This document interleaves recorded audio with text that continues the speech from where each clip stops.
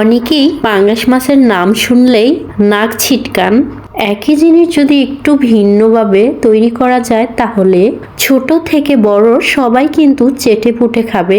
আসসালামু আলাইকুম, আজকে তৈরি করে দেখাবো পাঙ্গাস মাছের কাবাব। চলুন কথা না বাড়িয়ে রেসিপিটি দেখে আসি। তো এখানে দেখতেই পাচ্ছেন ফ্রাই প্যানের মধ্যে সামান্য পানি দিয়ে গরম করে নিয়েছি, তারপর এর মধ্যে 5 পিস পাঙ্গাস মাছ দিয়ে দিয়েছি।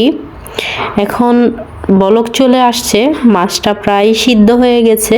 এখন আবার কিছুক্ষণ ঢাকনা দিয়ে ঢেকে মাছটাকে আমি সিদ্ধ করে নিয়েছি। তো এখন একটা ভর্তা বাটার বাটনায় মাছগুলোকে তুলে নিলাম, তারপরে 2টা কাঁটার চামচের সাহায্যে মাছের কাঁটাগুলো বেছে নিলাম। দেখতেই পাচ্ছেন মাছটা বাছা হয়ে গেছে। এর মধ্যে দিয়ে দিলাম সেদ্ধ আলু, গ্রেটার করে রাখা 2টা গাজর, পরিমাণ মতো পেঁয়াজ কুচি, কাঁচামরিচ কুচি, ধনিয়া পাতা, আদা পেস্ট, আর এখানে আমি রসুন কুচি করে দিয়েছি, পেস্ট করা নাই এজন্য।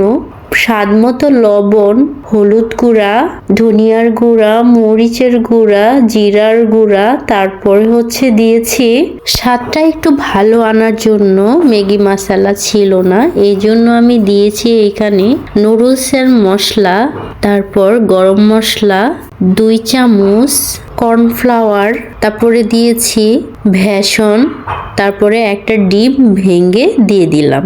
এখন হাতের সাহায্যে খুব সুন্দরভাবে সবগুলো উপকরণ একসাথে ভালোভাবে মিশিয়ে এরকম গোল একটা শেপ দিয়ে নিলাম।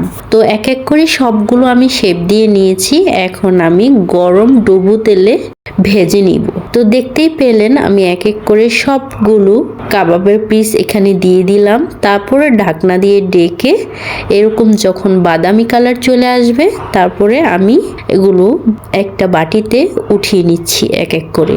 এখানে আরেকটা কথা হচ্ছে, বেশি আঁচে ভাজতে গেলে হয়তোবা কাবাবটা পুড়ে যেতে পারে, এজন্য মিডিয়াম টু লো এর মাঝামাঝিতে রেখে কাবাবটা ভাজলে উপরে ক্রিস্পি এবং ভিতরে কিন্তু হয়ে যায়, পোড়ার কিন্তু কোনো চান্স থাকে না। তো আমি এটাকে মিডিয়াম টু লো এর মাঝামাঝিতে রেখে ভেজেছি। তো এভাবে আমি সবগুলো কাবাব ভেজে নিলাম। দেখুন কতটা দেখতে লোভনীয় হয়েছে, আর খেতেও কিন্তু অসাধারণ স্বাদ। তো স্বাদের ভিন্নতা আনার জন্য স্টাইলটা একটু চেঞ্জ করতে হবে, তাহলেই খাবারের স্বাদটা দ্বিগুণ বেড়ে যাবে। জানি না আপনাদের কাছে রেসিপির ভিডিওটা দেখতে কেমন লাগবে। যদি কোনো অংশে ভালো লেগে যায় অবশ্যই একটা লাইক, কমেন্ট, শেয়ার করে দিবেন। Thank you guys watching for video. আল্লাহ হাফেজ।